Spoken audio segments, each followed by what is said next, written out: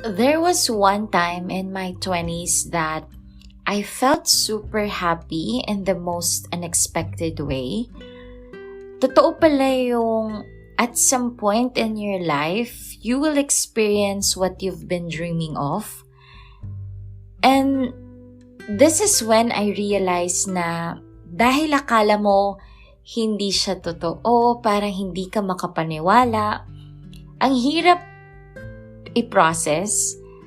This is when I realized na if mahirap i-process yung negative emotions, mahirap din palang i-process yung positive emotions. I mean, yung sobrang saya na hindi ka makapaniwala. Alam mo yung tears of joy, sobrang overwhelmed, yung para ka talagang nasa cloud 9. I have never experienced that feeling before. Kaya nung naramdaman ko siya, a part of you or a part of me, ayoko siyang matapos.